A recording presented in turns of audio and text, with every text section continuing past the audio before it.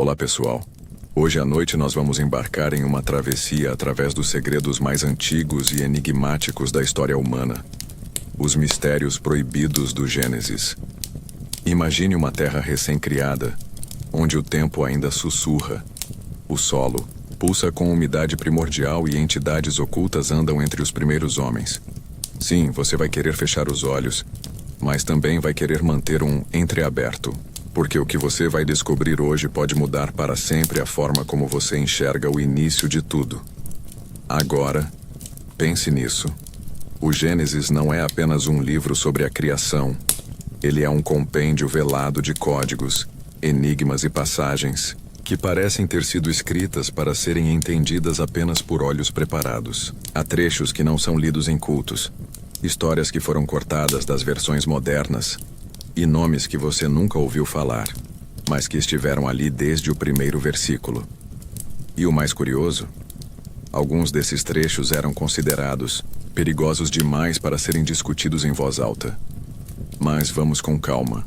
Você provavelmente não sobreviveria a viver um único dia naquele Éden verdadeiro, não esse cheio de frutas e flores que os quadros mostram. Estamos falando de uma terra selvagem, onde o bem e o mal ainda estavam se formando, e criaturas do céu e da terra competiam para influenciar o destino da criação. Anjos caídos, filhos de deuses, e até um misterioso ser chamado o Outro, figuras esquecidas que rondavam o jardim muito antes da serpente se arrastar até Eva. Então, antes de se sentir confortável, reserve um momento para curtir o vídeo e se inscrever, mas somente se você realmente gostar do que eu faço aqui. E claro, me conta nos comentários, que horas são aí agora e de onde você está assistindo esta jornada? Eu leio cada um. Diminua as luzes, coloque o ventilador para aquele som suave ao fundo. Respire fundo e venha comigo. Vamos juntos iniciar a nossa jornada desta noite. No princípio, diz o texto sagrado, Deus criou os céus e a terra, mas a frase hebraica original, Bereshit bara Elohim, tem um mistério embutido. Elohim está no plural. Não seria apenas Deus, mas os deuses. Teólogos alternativos sugerem que o Gênesis, em sua versão mais pura e antiga, fala de uma assembleia celestial, uma cúpula de entidades cósmicas que decidiram formar este mundo. E se for verdade, quem são os outros membros dessa assembleia divina? Alguns manuscritos antigos, como os achados em Qumran, os famosos manuscritos do Mar Morto, mencionam figuras como Shemiazá, Azazel e outros filhos do céu que desceram à terra. Esses seres teriam ensinado aos humanos tecnologias, magias e até técnicas de guerra. Eles foram chamados de vigilantes, e seu legado seria tão poderoso quanto destrutivo. Teriam eles influenciado o surgimento de Caim e Abel? Teriam guiado as mãos dos primeiros ferreiros? Há indícios de que sim. E não se esqueça da figura mais polêmica do Gênesis, Lilith. Segundo tradições ocultas, ela teria sido a verdadeira primeira mulher de Adão, criada do mesmo barro e com os mesmos direitos. Mas Lilith não quis se submeter. Fugiu, se tornou uma entidade noturna e, segundo alguns textos, mãe de demônios. Por que essa história foi excluída da maioria das Bíblias? O que havia de tão perigoso nela? Talvez porque Lilith representasse o lado sombrio e libertador do feminino. Um lado que naquela época precisava ser apagado para manter a ordem. E então temos o Jardim do Éden. Será que ele era mesmo um paraíso físico? Ou seria uma metáfora para um estado de consciência anterior à queda humana?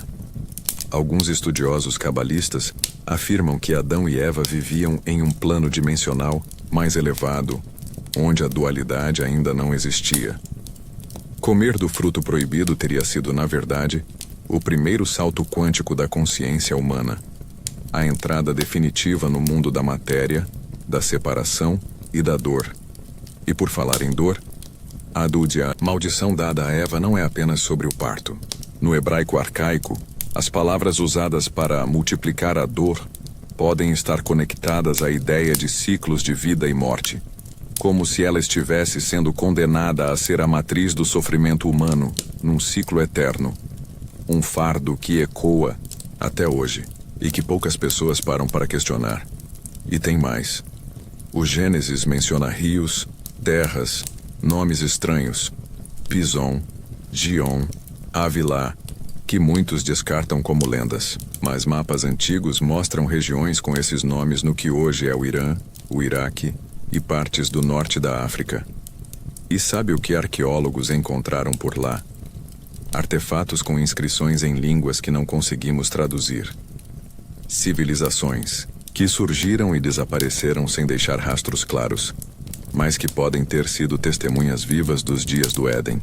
Você começa a entender, não é? Essa história não é só para crianças em escola dominical. É uma tapeçaria complexa, onde cada linha esconde camadas e mais camadas de sabedoria, medo e revelações esquecidas. E é só o começo. Se você achou que o Gênesis era só sobre maçãs e cobras, curta e compartilhe para mostrar que a história real é muito mais densa, profunda e surpreendente. E siga o canal para continuar explorando comigo as páginas ocultas da Bíblia. A noite avança, e com ela, mergulhamos mais fundo nas camadas proibidas da criação. Agora que os véus começaram a cair, você começa a perceber. Nada no Gênesis é literal. Nada é simples. Cada palavra carrega uma herança antiga, quase como uma chave perdida esperando ser girada. E falando em chaves, vamos destrancar uma das portas mais intrigantes dessa história, a da criação do homem. Formou o Senhor Deus o homem do pó da terra. Essa frase tão repetida esconde um detalhe quase imperceptível. O termo hebraico usado para formar é yatsar, e aparece em uma forma gramatical duplicada no texto original, vayitzer. Os rabinos antigos sempre notaram esse detalhe e se perguntavam, por que o autor usou uma forma duplicada? A resposta que alguns deles deram é chocante, porque Deus criou o homem com dois impulsos, o bem e o mal. Não era um erro de gramática, era um código, um lembrete de que desde o início, o ser humano foi feito para conter dentro de si uma guerra silenciosa. Uma batalha interior entre o que ele sabe que deve fazer e o que secretamente deseja fazer. E essa dualidade não era vista como pecado originalmente. Era uma condição natural. Uma centelha de liberdade perigosa, concedida por um Criador que sabia que estava soltando uma faísca num barril de pólvora. Agora imagine. Antes de Adão receber a alma viva, seu corpo era apenas barro moldado. Mas qual espírito foi soprado nele? A tradição mística judaica fala de Neshama, a alma mais elevada. Mas alguns textos alternativos mencionam a existência de um sopro anterior. Um sopro animal, terreno, quase instintivo. Esse sopro primordial teria sido transmitido por uma entidade intermediária, um artesão divino, talvez até um dos chamados Elohim. E se essa alma que recebemos não foi soprada diretamente por Deus? Voltando ao Éden, há algo estranho na forma como a serpente aparece. Ela não é chamada de Satanás, nem de diabo, apenas Nachash, que significa serpente, mas também brilhante ou encantador no hebraico antigo. Algumas linhas de estudo apontam que a serpente poderia ser um ser muito mais avançado, talvez um anjo rebelde que ainda tinha acesso ao jardim. Alguém que ofereceu o fruto do conhecimento não como um castigo, mas como um presente. E Eva? Ela não comeu o fruto por malícia. Ela foi convencida de que poderia ser como Deus. Isso nos leva a um ponto crucial. Será que a queda foi na verdade uma ascensão? Será que o pecado original foi o primeiro passo para o despertar da consciência? Se for verdade, então a serpente não foi uma vilã, mas uma libertadora. Muitos textos gnósticos proibidos durante séculos descrevem exatamente isso.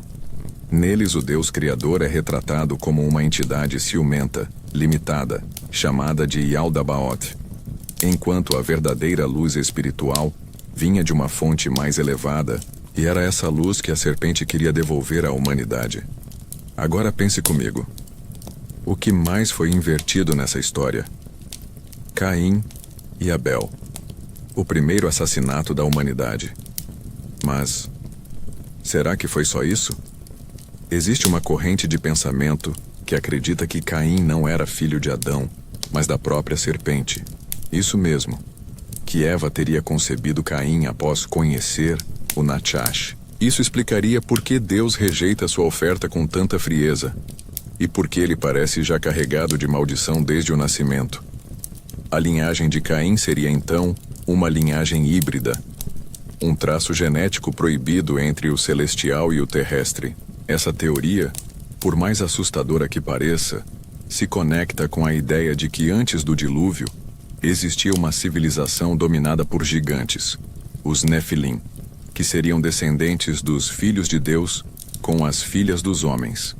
Talvez Caim tenha sido o primeiro dessa linhagem. E talvez por isso sua marca, o sinal de Caim, seja lembrada com tanto mistério até hoje. Mas o que foi essa marca? Alguns dizem que foi física, um sinal no corpo. Outros acreditam que era espiritual, uma espécie de código, genético visível apenas por seres celestiais. O Zohar, um dos livros mais importantes da tradição mística judaica, diz que Caim não morreu como os homens comuns. Ele foi elevado, transportado para um outro plano, onde continuaria vagando até os tempos finais. Uma espécie de consciência eterna, carregando o peso do primeiro sangue derramado. E enquanto isso, o Gênesis se desenvolve com uma rapidez estranha. De Adão e Eva pulamos para genealogias inteiras, nomes obscuros, personagens que surgem e desaparecem. Jared, Matusalém, Lameque, cada um deles carrega símbolos ocultos em seus nomes. A soma dos anos, as ordens das gerações, tudo parece apontar para um tipo de engenharia espiritual do tempo. Como se os patriarcas fossem mais do que homens, fossem portais vivos da história. E não se esqueça de Enoque. Esse sim, é um dos maiores mistérios do Gênesis. Um homem que andou com Deus e não morreu. Como assim? A tradição diz que ele foi arrebatado. Mas arrebatado para onde? Por quê? Livros apócrifos que levam seu nome revelam viagens aos céus, encontros com os vigilantes e visões do fim do mundo. Enoque viu tudo. E por isso, foi tirado daqui. Se você já está arrepiado com tudo isso, compartilha esse vídeo agora. Vamos fazer essa verdade escondida alcançar mais pessoas. E se você quiser continuar escavando as raízes mais profundas da Bíblia, se inscreve no canal, porque o que vem a seguir é ainda mais surpreendente. O nome Enoque ainda ecoa como um sussurro esquecido no meio das grandes histórias. No entanto, ele é a chave para um dos maiores enigmas espirituais da Bíblia. Enoque não morreu. Ele foi tomado. Imagine isso. Em uma época anterior ao dilúvio, um homem caminha com Deus e simplesmente desaparece da terra. O que aconteceu com ele? E por que esse detalhe tão gigantesco é passado com uma única frase sem explicação? O livro de Enoque, embora não esteja na Bíblia tradicional, foi considerado sagrado por diversas comunidades antigas, inclusive pelos primeiros cristãos. Nele, Enoque descreve como foi levado aos céus por seres chamados de vigilantes, anjos caídos que observaram a humanidade e, eventualmente, se apaixonaram por ela. Foram esses seres que ensinaram aos humanos segredos proibidos, a arte da guerra, das armas, da astrologia, dos cosméticos, conhecimentos que mudaram para sempre o destino da Terra. Os vigilantes, ao cruzarem os limites celestiais, geraram os Nefilim, gigantes que tomaram posse do mundo com força e crueldade. A Terra ficou corrompida, cheia de violência e magia. E é nesse cenário que Deus decide reiniciar tudo, com o dilúvio. Mas antes, envia Enoque como um mensageiro para alertar os anjos caídos do julgamento que viria. Imagine a cena. Um homem simples de carne e osso, subindo aos céus para julgar anjos. Mas os céus que Enoque visitou não eram feitos de nuvens fofas. Ele descreve 7 níveis celestiais, cada um mais terrível e glorioso que o anterior. No segundo céu, ele encontra anjos aprisionados, pendurados de cabeça para baixo como punição eterna. No terceiro, criaturas que clamam noite e dia, guardando segredos que os humanos jamais deveriam ouvir. E ao chegar ao mais alto, ele encontra o trono flamejante de Deus, uma luz tão intensa que ele mal podia olhar. Tudo isso foi considerado proibido. Por quê? Porque o livro de Enoque não é um conto infantil. Ele é um diário espiritual, de acesso cósmico, cheio de simbologia que desafia a ordem religiosa oficial. Ao lê-lo, você não apenas estuda, você se arrisca. É como tocar em um espelho que mostra o que está por trás da cortina da realidade. Mas há algo ainda mais perturbador. O Gênesis, ao narrar a genealogia de Enoque, menciona que ele viveu 365 anos. Um número exato ao número de dias do calendário solar. Isso não é coincidência. Alguns estudiosos acreditam que Enoque representa o alinhamento entre o tempo humano e o tempo cósmico, como se ele fosse uma âncora que liga a história da Terra ao movimento dos céus, um guardião dos ciclos. E seu filho, Matusalém, o homem mais longevo de toda a Bíblia, viveu 969 anos. Mas poucos se perguntam, por que alguém viveria tanto tempo? Seria apenas simbólico? Ou Matusalém carregava dentro de si uma herança espiritual que o fez ultrapassar os limites naturais? Existe uma tradição que diz que Matusalém não apenas viveu muito, mas guardava uma chave. A profecia secreta da destruição. E foi apenas após sua morte que as comportas do céu se abriram e o dilúvio começou. Agora olhe para isso com atenção. Enoque ascende, Matusalém retém o tempo, e Noé se torna o escolhido. 3 gerações entrelaçadas por uma missão oculta. E o que dizer do próprio nome de Noé? Em hebraico, Noash vem da raiz Nasham, que significa consolo, mas também carrega o sentido de reverter uma maldição. Ou seja, Noé nasce não apenas para sobreviver, mas para curar. Contudo, a construção da arca não foi apenas uma tarefa de carpintaria. O texto diz que Deus instruiu Noé em tudo. E algumas tradições sugerem que essas instruções vinham de um livro sagrado, o livro de Noé, perdido nas brumas do tempo, e que conteria fórmulas, mapas celestes e segredos da criação. Um grimório divino, um manual de reinício. Mas havia outro detalhe. Deus ordena que animais puros e impuros entrem na arca. Espera, como Noé sabia quais eram quais, se a lei de Moisés ainda não existia? Isso levanta uma questão ainda mais profunda. Será que as leis espirituais estavam inscritas na criação desde o início? Será que o conhecimento do sagrado foi revelado muito antes de qualquer tabu ou mandamento? E enquanto a arca era construída, Noé era zombado. Imagine a cena: um homem solitário, dizendo que o mundo acabaria. As pessoas rindo, continuando suas festas, seus rituais. Muitos estudiosos acreditam que a civilização anterior ao dilúvio era tecnologicamente avançada, não em máquinas, mas em práticas espirituais, magia, manipulação genética. O mundo de Noé não era primitivo, era decadente. E talvez, por isso Deus não destruiu apenas as pessoas. Ele desfez tudo. As fontes do abismo foram rompidas. As águas das profundezas vieram à tona. Era como se a própria terra estivesse sendo desfeita, revertida ao seu estado inicial, caótico, sem forma e vazio. Como no início do Gênesis, era o fim e um novo começo. Se essa viagem está mexendo com você, só te peço uma coisa: curta esse vídeo agora e comenta aqui embaixo se você já tinha ouvido falar sobre Enoque, os Vigilantes ou o Livro Proibido. Isso ajuda o canal a crescer e espalhar histórias que ninguém mais conta, e você faz parte disso. Imagine a terra coberta por águas sem fim. O céu, antes azul e calmo, agora era uma ferida aberta de onde caíam torrentes ininterruptas. O som? Um rugido interminável, como se a criação estivesse gritando por socorro. Por dentro da arca, Noé e sua família aguardavam em silêncio, ouvindo o mundo se desfazer. Mas a Bíblia não se detém nesse momento com detalhes. Ela apenas diz que choveu por 40 dias e 40 noites. O que realmente aconteceu naquele silêncio líquido? A tradição judaica sugere que a chuva não era apenas natural. Ela era um ato de julgamento com precisão divina. Conta-se que as águas vinham com uma força que arrancava raízes da terra, desfazia montanhas, quebrava a estrutura do mundo. Era como se o planeta estivesse sendo reiniciado, linha por linha. E ao final dos 40 dias, não restava nada além da arca, como um ponto flutuante no vazio.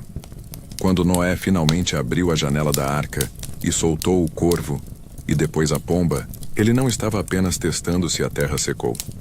Ele estava seguindo rituais antigos, ecoando práticas de purificação e reconexão espiritual com a criação. A pomba com o ramo de oliveira era mais que um sinal. Era o novo pacto, uma declaração silenciosa de que a terra tinha sido perdoada, ou ao menos poupada por mais um ciclo. Agora pense nisso. Se a terra havia sido completamente coberta, o que aconteceu com os Néfilim? A Bíblia diz que havia gigantes na terra naqueles dias. E também depois. Espere. Como assim depois? Muitos acreditam que alguns sobreviveram, ou que os genes dos anjos caídos continuaram entre os descendentes humanos. Essa é a origem de muitas lendas sobre reis gigantes, semideuses e heróis de força sobre-humana em culturas ao redor do mundo. O curioso é que logo após o dilúvio, o mundo não se tornou um paraíso. Não houve paz plena, nem humanidade iluminada. Logo vemos a figura de Cão, filho de Noé, desonrando o pai. O texto bíblico é enigmático. Ele viu a nudez do pai e por isso foi amaldiçoado. Mas o que isso realmente significa? Algumas tradições sugerem que houve algo mais grave ali, um rompimento espiritual. A primeira quebra do novo mundo.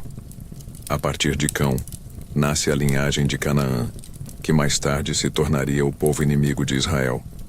É como se o mal tivesse sobrevivido ao dilúvio, escondido dentro da própria família de Noé. Isso reforça uma verdade sombria. A impureza não está apenas fora. Ela pode estar dentro, latente, aguardando o momento certo para florescer de novo. E então surge Nimrod, bisneto de Noé. Ele é descrito como um poderoso caçador diante do Senhor. Mas as entrelinhas sugerem que ele não caçava animais. Ele caçava homens, poder, glória. Ele foi o construtor de Babel, a primeira cidade unificada e rebelde. Em vez de espalhar a humanidade pela terra, como Deus havia ordenado, Nimrod unificou-a sob um só nome, uma só torre, um só orgulho. A Torre de Babel não era apenas alta. Ela era feita com tijolos, o que para os antigos hebreus era um símbolo de artificialidade, de algo feito por mãos humanas para substituir a pedra criada por Deus. Eles não queriam só subir aos céus, queriam tomar o céu. Queriam criar um portal, uma conexão forçada entre o mundo terreno e o celestial. Era magia, era tecnologia espiritual. E então, Deus desceu. A linguagem bíblica é belíssima e irônica. Desçamos e confundamos sua linguagem. Ele não destruiu a torre, apenas tocou o elo mais sensível da humanidade, a comunicação. E com isso o projeto de unificação foi desfeito. Cada povo foi espalhado, cada idioma nasceu, cada nação começou sua história, levando consigo ecos daquele primeiro orgulho. Mas há algo mais. Em algumas tradições ocultas, disse que a torre não era apenas física. Era um zigurate espiritual, um ponto de cruzamento entre dimensões. E sua destruição foi como o fechamento de um portal. Isso ecoa em mitologias do mundo inteiro. Lugares altos onde os deuses desciam, onde sabedoria era passada e depois escondida. E isso nos leva a um detalhe quase invisível na narrativa. O surgimento de Abraão logo após Babel. Um homem que ouve a voz de Deus, sai de sua terra e inicia uma nova linhagem, agora baseada na fé e não na força. Abraão é o antídoto para Nimrod. Onde um constrói torres, o outro constrói altares. onde um busca glória, o outro oferece sacrifício. Mas até mesmo Abraão é provado. E esse teste é o que assombra até hoje. O pedido de Deus para que ele sacrifique seu filho. Aqui, o Gênesis atinge um nível de complexidade emocional quase insuportável. Um pai, um filho, uma faca, e a fé cega no comando divino. Por quê? Deus pediria algo assim?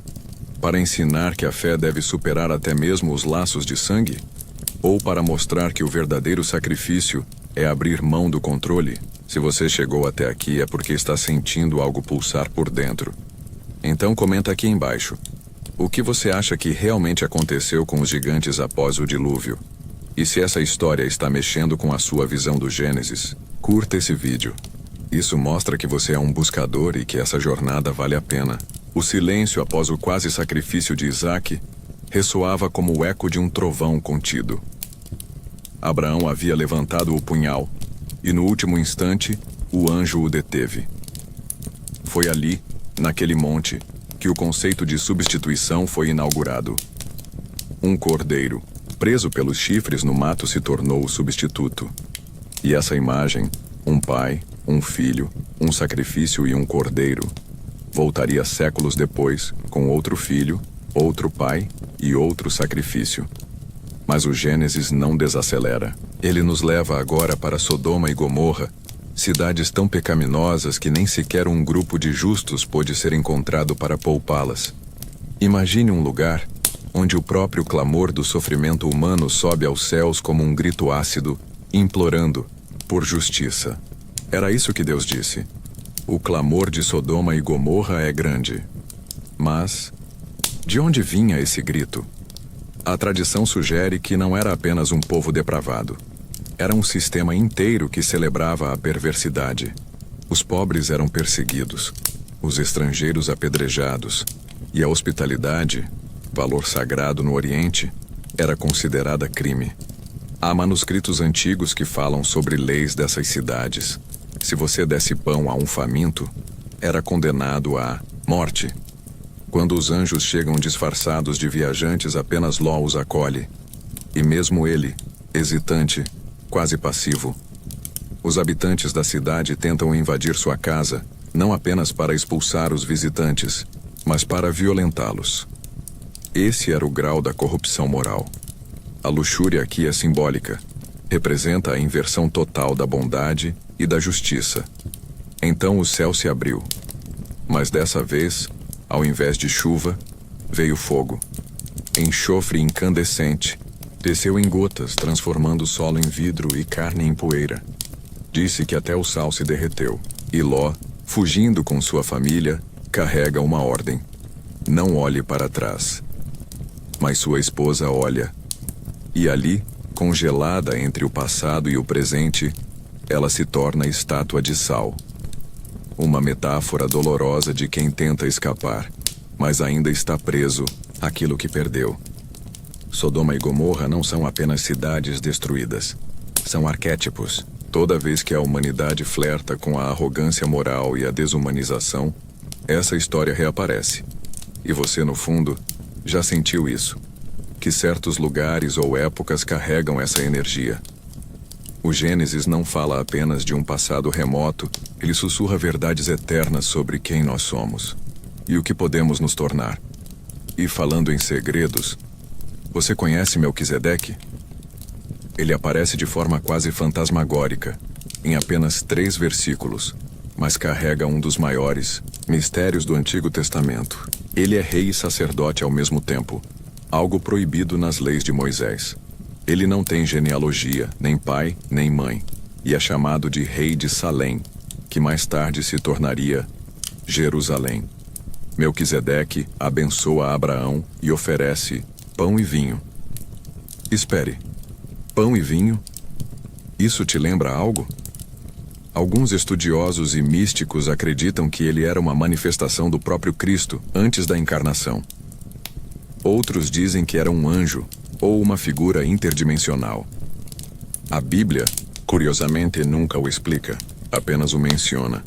E depois, séculos mais tarde, os Salmos dizem: Tu és sacerdote para sempre, segundo a ordem de Melquisedeque. Abraão, o patriarca, se curva diante dele. Isso não é pouca coisa. É o reconhecimento de que há algo maior do que linhagens e promessas. Há ordens eternas que não se dobram ao tempo. E talvez Melquisedeque tenha sido um lembrete de que, mesmo em meio à violência, destruição e exílio, a presença divina se manifesta de forma inesperada. O Gênesis segue com a história de Isaque, mas ela é tranquila demais, quase silenciosa. Isaque é ponte entre dois mundos, o da promessa e o do conflito. Sua esposa, Rebeca, engravida de gêmeos. E mesmo no ventre, Esaú e Jacó já lutam. É como se o conflito entre o instinto e a promessa estivesse sendo tecido no próprio DNA da humanidade. Esaú nasce primeiro, peludo e forte. Jacó vem agarrado ao calcanhar, querendo ultrapassá-lo desde o primeiro segundo. E com o tempo, Jacó se tornaria o herdeiro da bênção, mas de forma tortuosa, enganando, mentindo, fingindo. Ele se disfarça para enganar o próprio pai cego. E aqui, o Gênesis nos obriga a encarar outra verdade. Às vezes, até os escolhidos erram. Às vezes, a bênção vem através da dor. Jacó foge. Passa anos longe. É enganado. Se casa com 2 irmãs. Tem filhos com 4 mulheres. Vive uma vida de conflitos internos. Mas então, em uma noite escura, ele encontra alguém. Um homem. Ou seria um anjo. Eles lutam até o amanhecer. E quando a luta termina, Jacó está mancando, mas recebe um novo nome: Israel, aquele que luta com Deus. Se você já teve noites de luta interna, se já enfrentou sombras que ninguém viu, então essa parte é para você. Jacó se tornou Israel porque lutou. E você também carrega cicatrizes de batalhas invisíveis. Comenta aqui embaixo. Qual foi a sua maior luta até hoje? E se essa história está te tocando, curta e compartilhe. Porque você merece conhecer a verdade que está por trás de cada nome, de cada linha escondida nas páginas antigas. O sol nascia quando Jacó, agora Israel, mancando, atravessava o val do rio Jaboque. Atrás dele, o peso de um passado cheio de enganos. À frente, um reencontro temido. Seu irmão Esaú. O Gênesis prende a respiração nesse momento. Será que Esaú o mataria? Ou será que depois de tantas feridas o tempo enfim traria reconciliação? Eles se aproximam. Jacó curva-se 7 vezes. Um número simbólico, um pedido silencioso, de perdão. E Esaú corre, mas não com raiva. Ele o abraça, chora, perdoa. Ali, 2 irmãos se tornam humanos outra vez. Você sente isso? O nó na garganta de quem carrega culpa e de repente encontra misericórdia, mas o descanso é breve. O Gênesis nunca nos deixa dormir por muito tempo. Logo vem Dina, filha de Jacó, e o episódio sombrio de Siquém. Ela é violentada, e seus irmãos, Simeão e Levi, tramam uma vingança brutal. Enganam os homens da cidade, exigindo que todos se circuncidem para selar um acordo de paz. Quando os homens estão fracos, eles entram na cidade e os matam. Todos. A violência não é santificada. Jacó os repreende duramente. Mas algo maior está sendo revelado. Mesmo os escolhidos têm falhas sombrias. Mesmo o povo da promessa carrega sangue nas mãos. E é isso que torna a história tão real, tão humana. O Gênesis não embeleza seus protagonistas.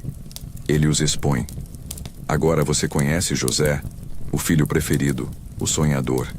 Ele surge com uma túnica colorida, símbolo de favoritismo. E isso basta para incendiar o coração dos irmãos. Os sonhos dele, feixes se curvando, estrelas o adorando, são como brasas em palha seca. E eles decidem. Ele precisa sumir. José é jogado em uma cisterna, depois vendido como escravo. Seus irmãos mancham a túnica com sangue de bode e mentem para o pai. Jacó chora inconsolável. E enquanto ele lamenta, José é levado para o Egito, um mundo novo, estranho, opulento e cruel. Imagine a areia no rosto, o calor insuportável, o idioma incompreensível. José era apenas um jovem. e ali perdido começa a viver a parte mais misteriosa de sua jornada. No Egito, ele vira servo de Potifar, e logo o favor divino o acompanha. Mas a esposa de Potifar tenta seduzi-lo. José recusa, corre, escapa, ela grita, mente, e ele é lançado na prisão. Agora o sonho parece ter morrido.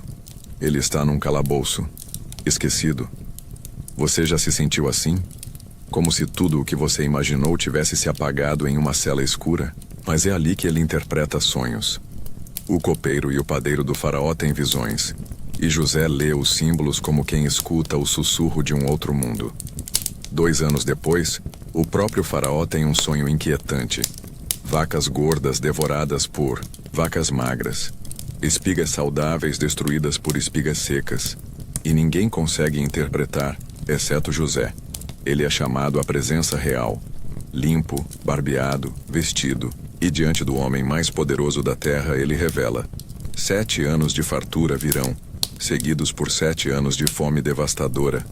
E o mais impressionante, ele não só interpreta, ele propõe soluções. Faraó, impressionado, o torna governador. Do calabouço ao trono, do esquecimento à glória. A fome se espalha, inclusive em Canaã. Jacó envia os filhos ao Egito. Eles se ajoelham diante de José sem reconhecê-lo. E aqui, o sonho se cumpre. Aqueles feixes se curvando, agora são seus irmãos. Mas José chora. Ele vai ao fundo de seu palácio, para que ninguém o veja, e chora como quem revive tudo: o poço, a dor, a traição. Quando ele se revela, não há raiva, apenas perdão. Vocês intentaram o mal contra mim, mas Deus transformou em bem. Essa frase carrega todo o peso do Gênesis. O mal existe, a dor fere. Mas o propósito, às vezes, só se entende ao olhar para trás. E talvez a sua própria história, agora, esteja em algum ponto entre o poço e o palácio. José acolhe toda a família no Egito, e ali eles prosperam.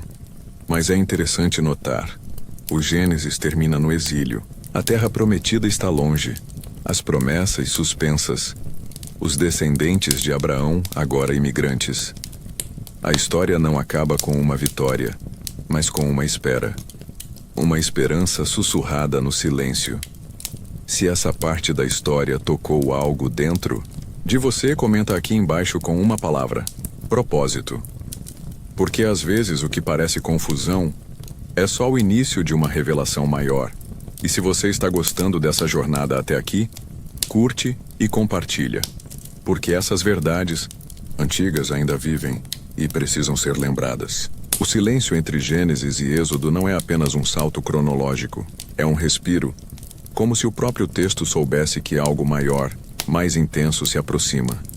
Mas antes de atravessarmos essa ponte, precisamos retornar a um detalhe muitas vezes ignorado: os últimos pedidos de José. Ele sabia que o Egito não era o destino final. Ele morre sim, com honra, mas faz um pedido incomum: que seus ossos não permaneçam ali.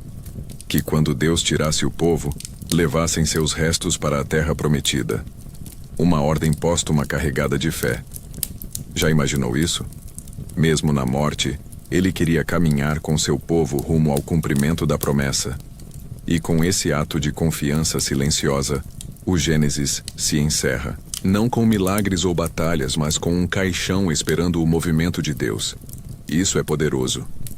A história começa com um Deus criando mundos e termina com ossos esperando redenção. Do barro à esperança.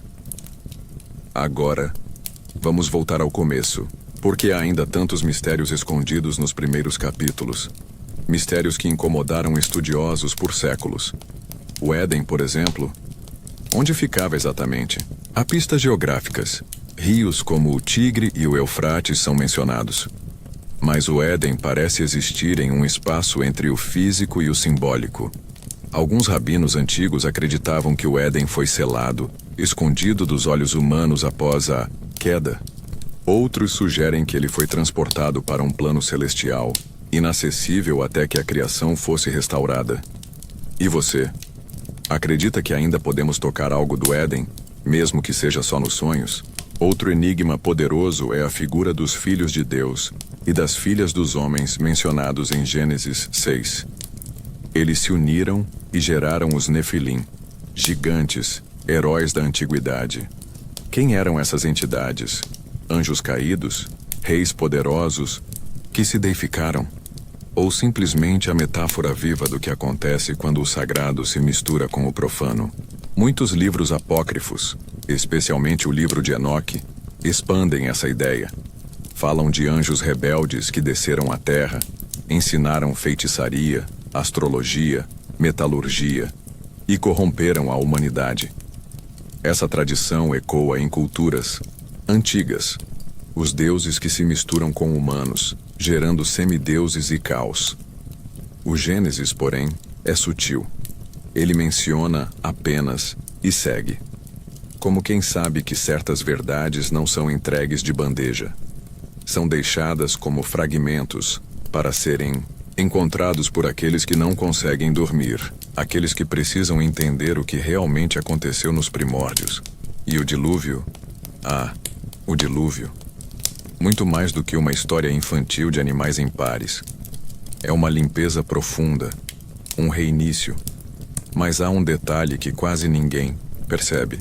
A arca não tem leme, não tem direção. É levada pelas águas.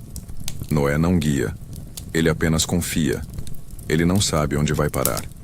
Ele apenas constrói, entra e espera. Isso diz algo sobre fé que poucos pregadores ousam mencionar. A verdadeira confiança não é saber o destino, mas se deixar levar pelas águas, confiando que o propósito é maior do que o controle.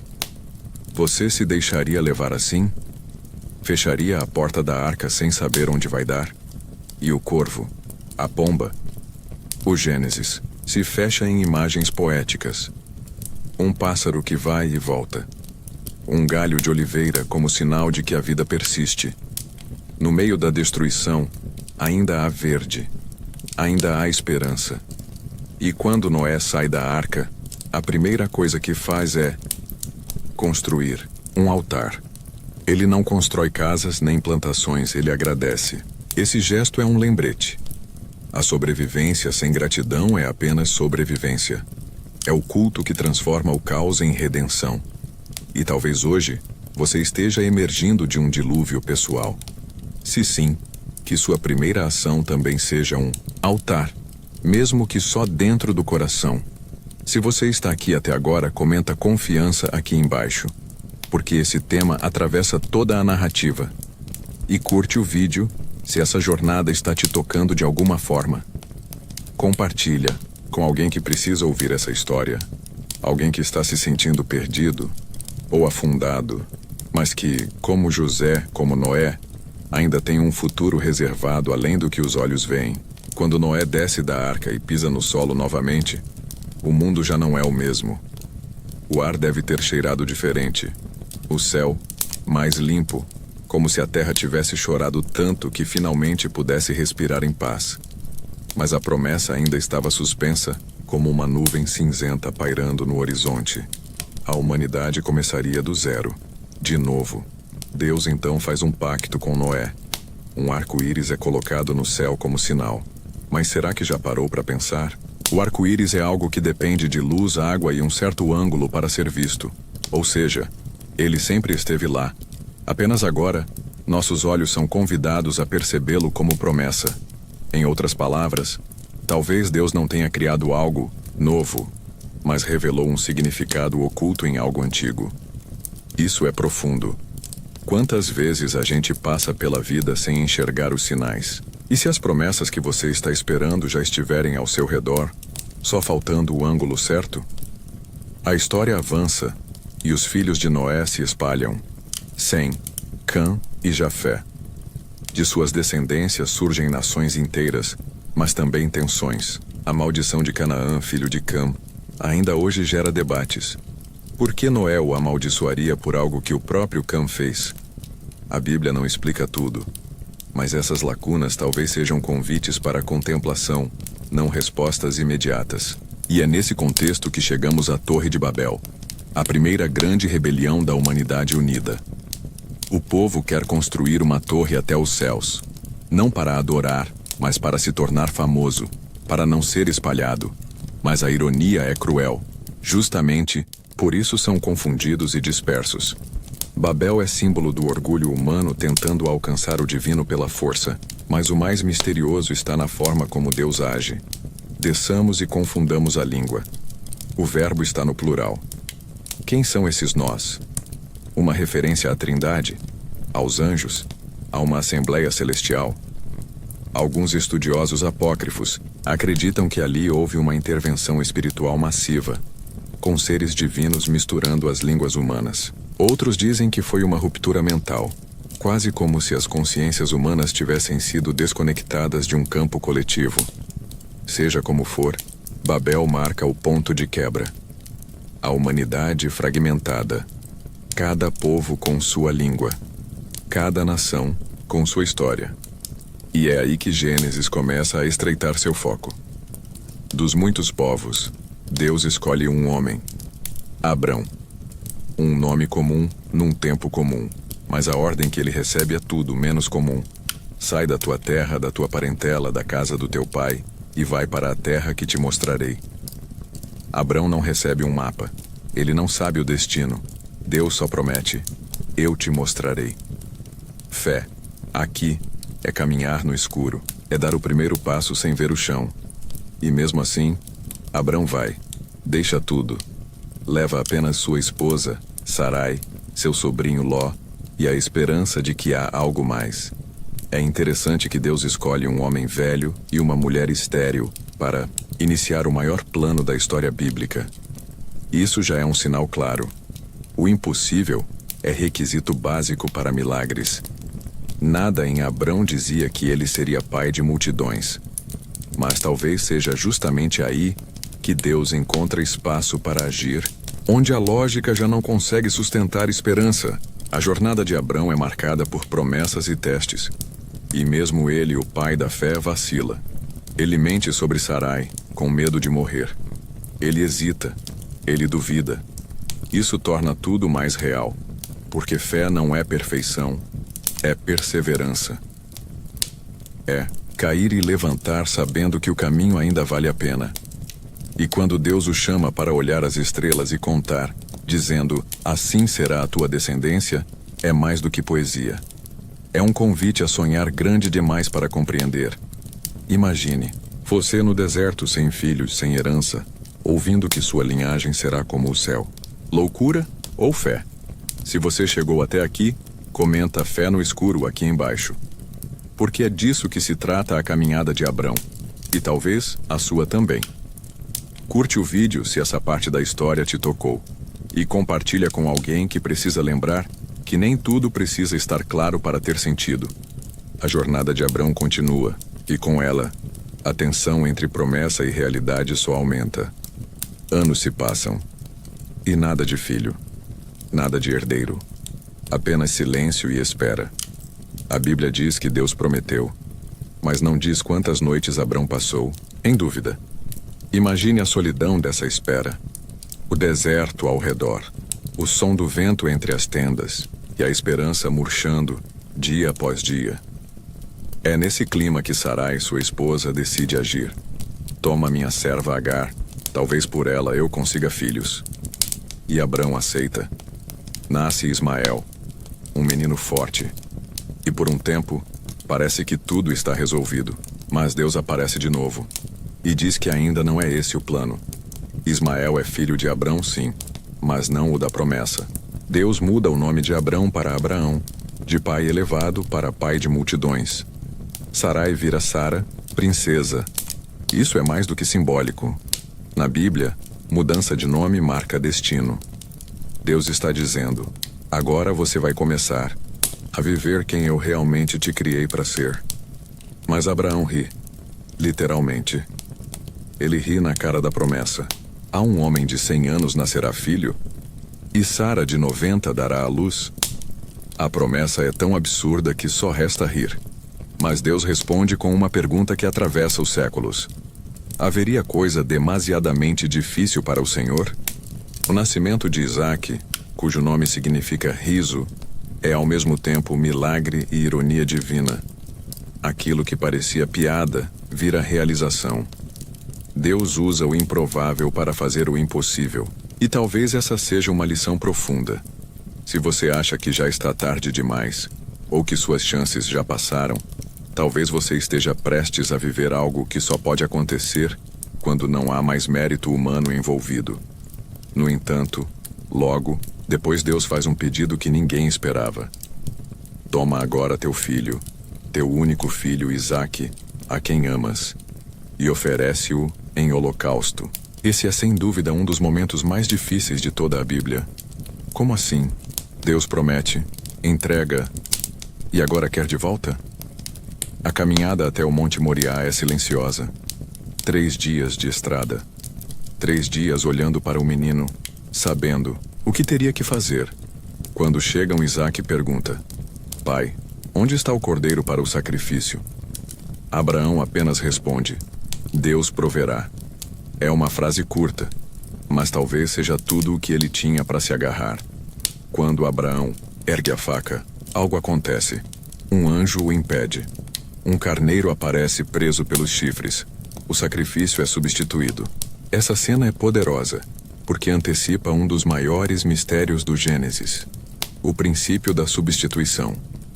O inocente pelo culpado, o cordeiro pelo homem. E aqui começa a formação do que futuramente seria a base de toda a fé judaico-cristã. A ideia de que o sangue inocente tem poder para redimir. Algo que se revelaria por completo só muitos séculos depois, com outro sacrifício, numa outra montanha. Após esse evento, Abraão volta para casa com Isaque. Mas algo mudou. Ele provou a fé até o limite. E Deus confirma sua promessa. Sua descendência seria como as estrelas, como a areia, numerosa, incontável. E não só isso, em ti serão benditas todas as famílias da terra. Mas enquanto Abraão cresce em fé e promessa, uma sombra começa a se formar em Sodoma e Gomorra.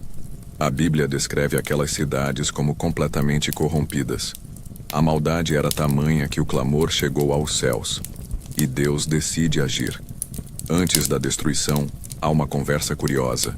Deus revela a Abraão o que vai fazer. E Abraão questiona: destruirás o justo com o ímpio? Ele tenta negociar. E se houver 50 justos? E 40? 30? 10? Deus escuta. Essa cena é mais do que um debate moral. É um retrato de um homem intercedendo. Mostra que justiça e misericórdia podem caminhar juntas. A destruição de Sodoma é um dos momentos mais sombrios do Gênesis. Fogo e enxofre. Gritos. Ruínas. E a mulher de Ló, que vira uma estátua de sal ao olhar para trás.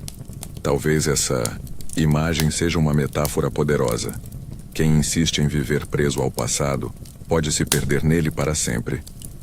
Se você está sentindo que esse capítulo da história está te trazendo reflexões, comenta: fé que não olha para trás, aqui, embaixo. E não esquece de curtir o vídeo. Isso me ajuda a continuar trazendo histórias que nem sempre são contadas assim. Depois da destruição de Sodoma e Gomorra, o silêncio retorna ao deserto. Ló, agora viúvo e desorientado, foge com suas 2 filhas para uma caverna nas montanhas. A narrativa bíblica, nesse ponto, toma um rumo inesperado, desconfortável, até. As filhas de Ló, acreditando que o mundo havia acabado, tomam uma decisão chocante. Embriagam o pai e têm relações com ele para garantir descendência. Desses encontros nascem os filhos Moabe e Ben-Ami, ancestrais dos Moabitas e Amonitas, 2 povos que futuramente seriam rivais de Israel. É um daqueles momentos em que a Bíblia expõe sem pudor a humanidade crua dos seus personagens, sem retoques, sem censura. Porque a história sagrada não é feita de perfeições, mas de contrastes, luz e sombra, promessa e erro. De volta à vida de Abraão, Sara finalmente morre, e agora ele precisa enterrar o amor da sua vida. Compra uma caverna chamada Macpela, que curiosamente se torna o primeiro pedaço de terra oficialmente pertencente a Israel. Antes da promessa se cumprir plenamente, Abraão teve apenas um túmulo como propriedade. Isso por si só é um símbolo poderoso. A busca por uma esposa para Isaque é outro capítulo encantador. Abraão envia seu servo à terra natal com uma missão clara: encontrar uma mulher da sua parentela. O servo ora, pede um sinal, e Rebeca aparece. A forma como ela trata os camelos, com generosidade e força, se torna o sinal de Deus. Um detalhe, aparentemente trivial, mas carregado de propósito. Isaque e Rebeca se casam, e há uma cena tocante. A Bíblia diz que Isaque levou Rebeca para a tenda de Sara, sua mãe, e que foi consolado depois da morte dela. Uma passagem breve, mas que revela o quanto aquela família ainda sentia. Que apesar de viverem sob promessas celestiais, também sofriam perdas reais, humanas. O tempo passa, e agora surge a próxima geração. Rebeca engravida, mas sente que algo está estranho. Há um conflito dentro dela, e Deus revela: 2 nações estão no teu ventre. Esaú e Jacó nascem lutando, e essa disputa atravessará não só suas vidas, mas séculos inteiros de história. Esaú é o primogênito, forte caçador. Jacó o segundo, quieto, mas astuto. Um dia, Esaú volta cansado da caça e vende sua primogenitura por um prato de lentilhas. Sim, um simples prato. Esse momento é mais do que curioso. É simbólico. Ele troca o eterno pelo imediato, o sagrado pelo supérfluo. Anos depois, com a ajuda da mãe, Jacó engana o pai idoso e cego para roubar a bênção destinada ao irmão. A narrativa é densa, tensa. Você sente o cheiro do couro usado como disfarce. Ouve a hesitação na voz de Isaque. A fraude se consuma, e Jacó foge temendo pela vida. Em seu caminho, ele dorme no deserto.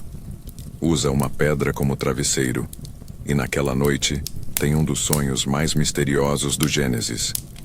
Uma escada que liga a terra ao céu, com anjos subindo e descendo. Deus fala com Jacó ali, prometendo a ele a mesma bênção feita a Abraão. A escada se torna símbolo da ligação entre o divino e o humano. E daquele momento em diante, Jacó não é mais apenas um fugitivo. Ele é um escolhido. Ele chega à terra de seus parentes e se apaixona por Raquel. Trabalha 7 anos por ela, mas é enganado. Acaba se casando com a irmã mais velha, Lia. Depois, mais 7 anos por Raquel. E assim começa uma família complicada. 2 esposas, concubinas e 12 filhos. Entre invejas, disputas e milagres nasce o povo de Israel. Um desses filhos, José, será central na narrativa. Mas antes de falarmos dele, é importante notar como Gênesis constrói seus heróis. Não com perfeição, mas com transformação. Jacó, o enganador, terá que enfrentar a si mesmo. Literalmente. Anos depois, ele volta para sua terra natal, com medo de reencontrar Esaú. Numa noite, ele se separa da família e passa sozinho. E ali, numa das cenas mais enigmáticas da Bíblia, ele luta com um homem até o amanhecer. Alguns dizem que era um anjo, outros, o próprio Deus. Ao final, Jacó sai mancando, mas recebe um novo nome: Israel, aquele que luta com Deus. Essa luta marca sua virada, de usurpador a patriarca, de fugitivo a abençoado. E esse é um dos mistérios mais belos do Gênesis. Deus não busca os perfeitos, mas os que se permitem ser quebrados para depois serem reconstruídos. Se você já sentiu que carrega o peso de erros passados, comenta: ainda dá tempo aqui embaixo. E não esquece, curte o vídeo, compartilha com alguém que ama essas histórias e segue o canal. Ainda tem muita revelação por vir. O som dos passos ecoando no deserto parece distante, quase como se o tempo estivesse em suspensão. E ali está José, o filho preferido de Jacó. Desde jovem, ele tem sonhos. Sonhos vívidos, estranhos, quase arrogantes. Ou assim parecem aos irmãos. Ele sonha que os feixes de trigo dele se curvam diante do dele. Sonha com o sol, a lua e as estrelas o reverenciando. E isso, é claro, acende a faísca do ódio. Jacó, sem perceber o veneno crescendo entre seus filhos, faz de José o portador de uma túnica especial, longa, colorida, símbolo de distinção. Mas essa túnica é mais que um presente. É um estopim, porque ela grita o que estava implícito. Esse é o meu escolhido. E os irmãos, inflamados por inveja, decidem se livrar dele. Um dia, enquanto pastoreiam, avistam José se aproximando. E ali, no meio do calor, tomam uma decisão drástica. Primeiro, pensam em matá-lo. Depois, decidem jogá-lo numa cisterna, vazia. E, por fim, o vendem como escravo a mercadores ismaelitas. Em troca de 20 moedas de prata, o irmão é levado, acorrentado, assustado, mas ainda sonhando. E aqui está um dos mistérios mais profundos do Gênesis. Como alguém que foi traído, vendido e humilhado, ainda consegue manter esperança? José é levado ao Egito, um mundo novo, pagão, brilhante e hostil.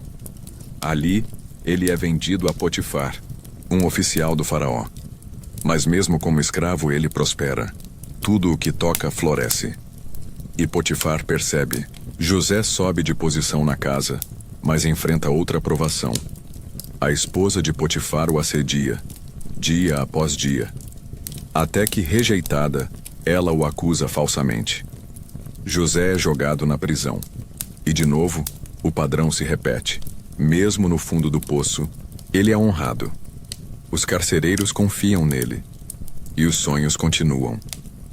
Na prisão, ele encontra 2 homens, o copeiro e o padeiro do faraó. Ambos tiveram sonhos inquietantes, e José os interpreta. Para um, a vida será restaurada. Para o outro, a morte é certa. E tudo se cumpre. Mas quando o copeiro volta à corte, esquece de José. O silêncio o envolve de novo. 2 anos se passam. Então o próprio faraó sonha. 7 vacas gordas são devoradas por 7 magras. 7 espigas boas, consumidas por 7 mirradas. Nenhum sábio do Egito consegue decifrar. E aí, o copeiro se lembra. Há um hebreu na prisão que sabe interpretar sonhos. E José é chamado. Diante do homem mais poderoso do mundo antigo, José se mantém firme. Não sou eu quem interpreta, mas Deus. Ele explica. Haverá 7 anos de fartura seguidos por 7 de fome. E aconselha o faraó a se preparar. O conselho é tão preciso, tão sábio, que José é feito governador do Egito. De escravo a segundo no comando. A escada continua subindo. Durante os anos de fome, os irmãos de José vão ao Egito buscar mantimentos. E é aí que a história dá uma guinada comovente. Eles não o reconhecem, mas ele os reconhece. Brinca com o anonimato. Testa seus corações. Quer ver se mudaram. Eles haviam vendido o irmão. Agora estão dispostos a se sacrificar por outro. Quando não aguenta mais esconder, José chora. Eu sou José, o irmão de vocês. O silêncio cai. Os irmãos aterrorizados. Mas José os abraça. Diz que tudo foi parte de um plano maior. Vocês intentaram o mal contra mim, mas Deus o transformou em bem. Poucas frases carregam tanto peso, tanta graça, tanta redenção. Ele traz toda a família para o Egito. Jacó, já idoso, reencontra o filho que julgava morto e morre em paz. Antes, porém, abençoa os filhos de José, Efraim e Manassés, cruzando as mãos. Um gesto estranho, mas simbólico. O menor recebe a bênção do maior. O padrão se repete. Deus reverte expectativas humanas. Ao final do Gênesis, José permanece no Egito, mas pede uma coisa: que seus ossos sejam levados de volta à terra prometida quando Deus libertar o povo.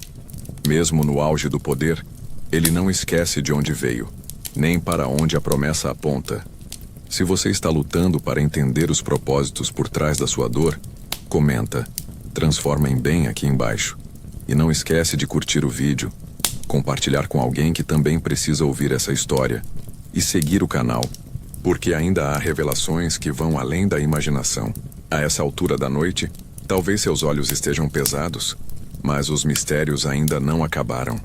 O Gênesis, como um rio que desemboca em um oceano maior, termina com José no Egito, mas suas palavras finais apontam para algo além. Uma promessa de libertação futura. Um retorno à terra dos antepassados. E aqui está o segredo profundo.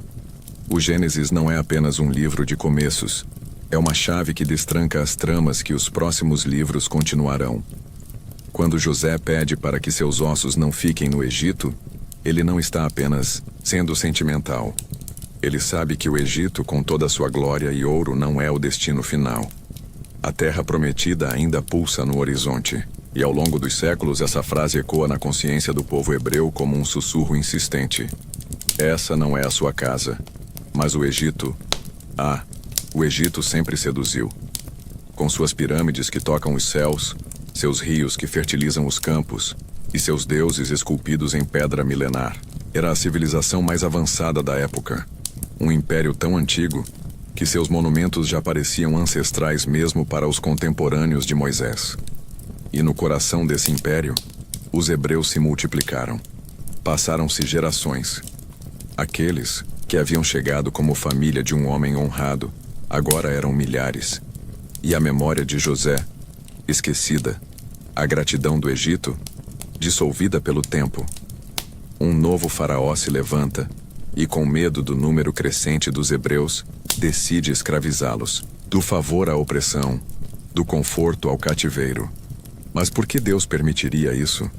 Porque os descendentes de Abraão, Isaque e Jacó deveriam sofrer sob correntes e chicotes? Talvez, só talvez, porque a verdadeira fé não se forja na fartura, mas no deserto. Porque a identidade de um povo chamado para ser diferente e separado não se constrói no palácio dos egípcios, mas na travessia rumo à liberdade. E é aí que o Gênesis revela sua camada oculta. Não é só uma coletânea de histórias de famílias disfuncionais, promessas, traições e perdões. É o solo onde nasce o êxodo, onde o clamor começa, onde a semente da libertação é plantada, antes mesmo do opressor saber que um libertador está a caminho. E esse libertador, você já deve imaginar, será Moisés, um bebê hebreu escondido em um cesto de junco, flutuando pelo Nilo, até ser encontrado pela filha do faraó. Mas ainda não vamos falar dele. Ainda estamos nos ecos do Gênesis, nas pistas sutis deixadas em cada genealogia, cada nome, cada detalhe que parece insignificante, mas que guarda camadas ocultas. Você se lembra de Enoque, aquele que andou com Deus e já não era? Esse pequeno verso sempre causou calafrios nos estudiosos. Ele não morreu, foi levado. Como? Por quê? É uma pista, um prenúncio, de que há realidades além da morte, de que alguns caminharam tão perto de Deus que escaparam da lógica humana. Ou pense em Melquisedeque, o rei de Salém, que abençoa Abraão e recebe dízimos dele. Um rei sacerdote que aparece do nada, sem genealogia, sem explicações e desaparece em seguida. Mas séculos depois, os Salmos e o autor de Hebreus vão dizer: Tu és sacerdote para sempre, segundo a ordem de Melquisedeque. Como se esse personagem fosse uma sombra de algo, ou alguém, muito maior por vir. E então há a serpente, a que aparece no Éden, com sua astúcia e veneno, mas que será mencionada novamente no final, quando Moisés erguerá uma serpente de bronze no deserto. E mais tarde, nos evangelhos, será usada como símbolo da crucificação. Um fio invisível conecta todas essas aparições. O Gênesis está repleto dessas costuras sutis. É como um tecido antigo, mas que, à luz certa, revela inscrições bordadas. São símbolos, arquétipos, repetições.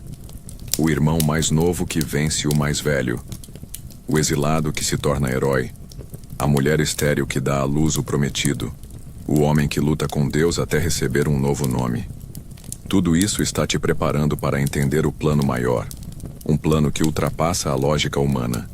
Então, se você sente que sua história parece confusa, desconectada, cheia de dores sem sentido, Talvez você esteja justamente no meio do Gênesis da sua vida. Talvez a sua narrativa ainda esteja se desenrolando e o propósito ainda esteja oculto sob camadas de dor e silêncio. Comenta aqui embaixo. Estou entre promessas. Porque todos nós, de alguma forma, ainda estamos, assim como José, Jacó e até Adão, vivendo entre o que foi prometido e o que ainda não se cumpriu. E não se esqueça, curta este vídeo, compartilhe com alguém que precisa ser lembrado de que há propósito até no silêncio, e siga o canal, porque juntos vamos continuar desvendando essas histórias esquecidas.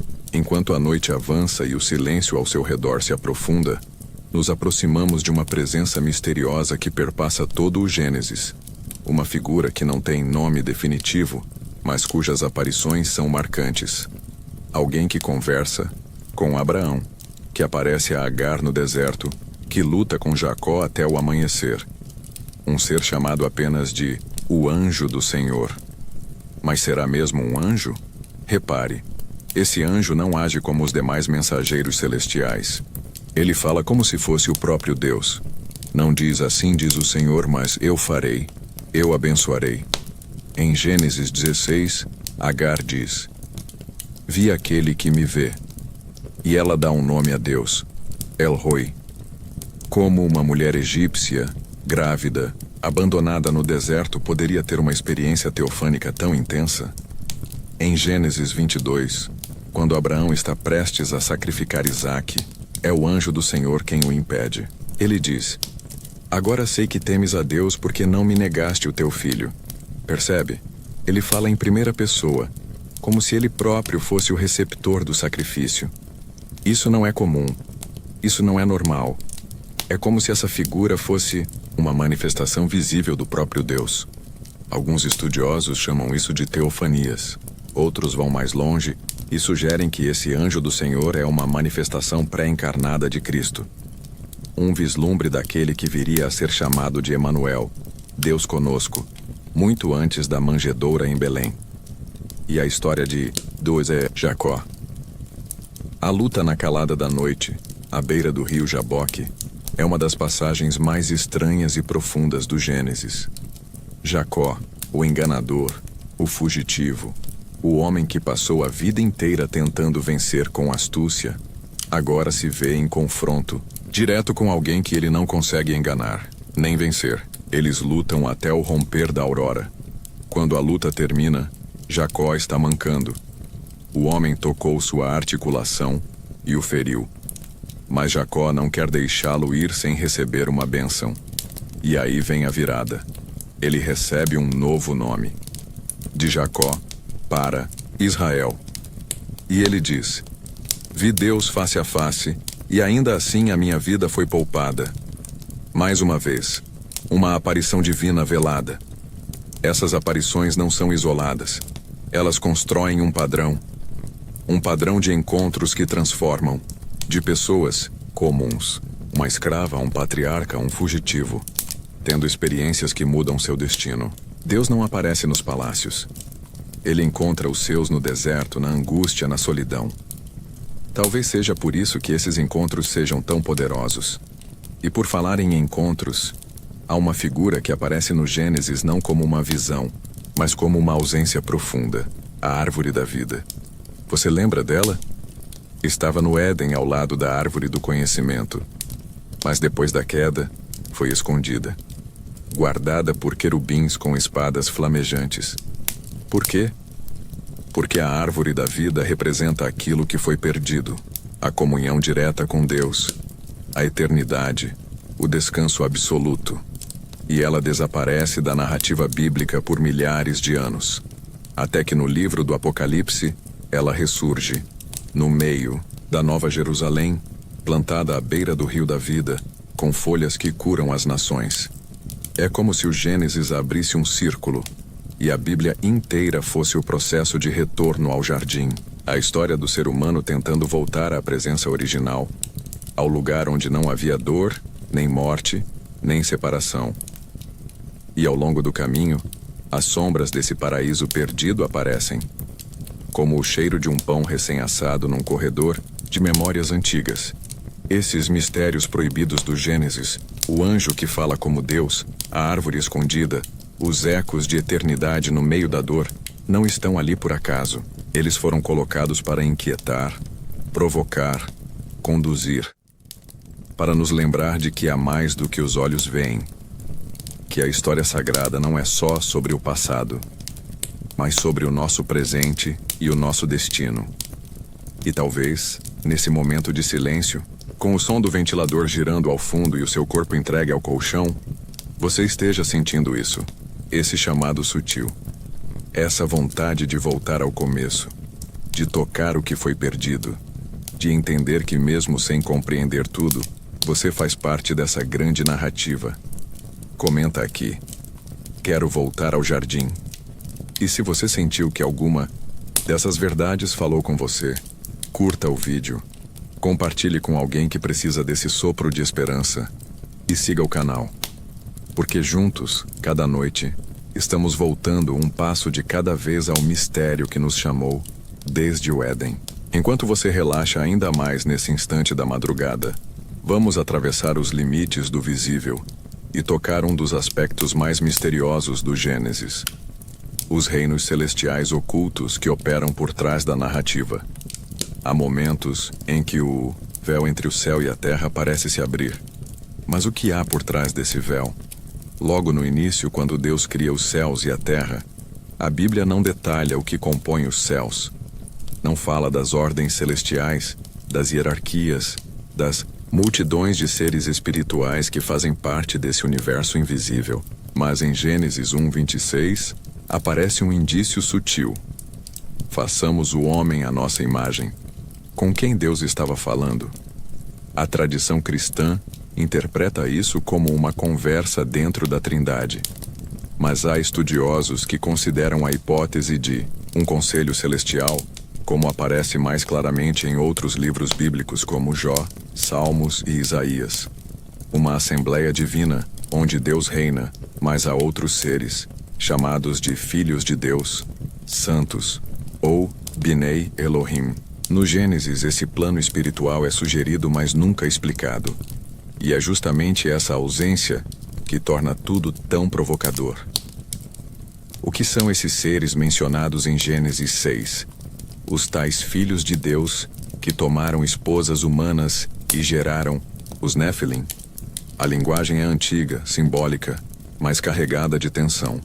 Esses Néfilim são chamados de gigantes, mas a palavra também pode ser traduzida como caídos ou derrubadores. Seriam eles os heróis das lendas antigas? Os fundadores das civilizações míticas que deixaram ruínas e segredos espalhados pelo mundo antigo? Ou seriam aberrações de uma união proibida entre dois mundos? Repare, o texto não condena os filhos humanos dessas uniões, mas o próprio ato da invasão, como se o mundo espiritual tivesse rompido seus limites. E isso desagradou profundamente o Criador. É logo depois disso que Deus decide limitar a vida humana a 120 anos. E em seguida, o mundo é julgado com o dilúvio. Essa narrativa ecoa outras culturas da antiguidade. Os sumérios, os egípcios, os gregos, todos falam de um tempo onde deuses imortais se misturavam. Mas o Gênesis não exalta isso. Ele denuncia. Como se dissesse, houve uma corrupção de fronteiras, uma quebra da ordem. O sagrado foi invadido e a terra gemeu. Mas mesmo com o dilúvio, o mundo espiritual não desaparece. Ele se esconde nas entrelinhas. Lembre-se da Torre de Babel. Os homens não estavam apenas tentando construir um edifício alto. Eles queriam tocar os céus. Uma tentativa de forçar a ascensão, de retomar o contato com as alturas perdidas, sem a permissão de Deus. A resposta divina não foi apenas confundir línguas, foi dispersar os povos e, segundo algumas leituras mais antigas, atribuí-los a outras autoridades espirituais. Em Deuteronômio 32:8-9, na versão mais antiga dos manuscritos do Mar Morto, disse que Deus dividiu as nações segundo os filhos de Deus, mas reservou Israel para si. Isso nos leva a pensar, e se de fato O mundo foi repartido entre entidades espirituais, boas e más. E se o conflito bíblico é mais do que moral, é territorial, cósmico, profundo. Gênesis nos mostra um mundo onde os seres humanos vivem, mas não estão sozinhos. Um palco onde forças invisíveis estão sempre em jogo. E tudo isso começa ali no jardim, um lugar onde Deus passeava, onde a serpente falava, onde havia livre acesso entre mundos, um lugar de intercessão. Quando o ser humano foi expulso, as portas se fecharam, mas o desejo de retornar permaneceu. E em muitos momentos essas portas ainda se entreabrem. Cada altar construído, cada sonho profético, cada intervenção divina carrega a lembrança desse contato. E talvez nos silêncios da madrugada, enquanto seu corpo descansa e sua mente desliza nesse oceano de histórias antigas, você sinta que esse mundo invisível ainda pulsa, ainda chama, ainda observa. Comenta aqui: eu vejo além do véu. E se essas verdades acenderam em você uma faísca de curiosidade, curta o vídeo, compartilhe com quem também sente que há algo mais e siga o canal. Porque juntos, vamos continuar revelando os mistérios proibidos que estavam ali o tempo todo, à espera de quem ousasse olhar. Agora que você chegou até aqui, com os olhos quase se fechando e a mente imersa nesse antigo mar de revelações, nos resta voltar ao início. Gênesis, a origem de todas as coisas. Mas talvez, mais do que uma narrativa histórica, o Gênesis seja um espelho, um reflexo profundo de quem somos e de onde viemos. As histórias que exploramos juntos, da criação ao Éden, da queda aos Néfilim, do dilúvio à Torre de Babel, não são apenas mitos distantes. Elas ressoam dentro de nós como ecos ancestrais. Porque no fundo cada um de nós carrega um pouco de Adão, de Eva, de Caim, de Noé. Cada um carrega um Éden perdido. E esse paraíso perdido não é apenas geográfico. Ele vive em nossas memórias, em nossa busca por pertencimento, por redenção, por um lugar onde tudo faça sentido. O Gênesis não responde todas as perguntas, mas planta em nós a coragem de questionar, de buscar, de despertar. Há uma beleza silenciosa em como essas histórias foram passadas, geração após geração, sobrevivendo a guerras, exílios, fogueiras e esquecimento, como se uma força invisível as protegesse, garantindo que um dia, em um canto do mundo, alguém as ouvisse antes de dormir. Talvez o maior mistério do Gênesis não esteja nas criaturas celestiais, nos gigantes, nos portais entre os mundos. Talvez o maior mistério esteja em como essas palavras ainda têm o poder de tocar corações, milênios depois, de acalmar, de consolar, de inquietar, tudo ao mesmo tempo.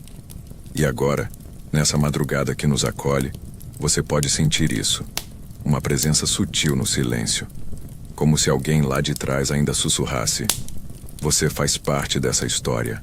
Por que faz? Você é herdeiro de um mundo antigo, de um saber profundo, de uma história que se recusa a ser esquecida. Você se lembra de quando falamos da árvore da vida? De como ela foi selada, protegida por querubins com espadas flamejantes? Pois saiba, essa árvore ainda existe, talvez não como um objeto físico, mas como símbolo do que está por vir, de um reencontro, de uma restauração. A jornada do Gênesis é o começo de algo que ainda não terminou. E talvez, enquanto você sonha esta noite, possa atravessar jardins ocultos, ouvir o som da água fluindo entre pedras antigas, sentir o aroma do incenso queimando em altares esquecidos, e se lembrar de quem você é. Comenta aqui: eu sou parte da história. E se esse vídeo tocou você de alguma forma, se ele te trouxe paz, curiosidade ou simplesmente te fez companhia, curta, compartilhe e siga o canal, porque ainda temos muitas histórias para contar. Histórias esquecidas, histórias proibidas, histórias que só esperavam alguém como você para ouvi-las. Agora que sua respiração se acalma, que seu corpo se entrega ao sono e que sua mente vague suavemente entre os ecos do Gênesis, deseje ao seu coração um descanso profundo. E lembre-se, Os mistérios não terminam aqui. Eles apenas adormecem com você. Até a próxima vez.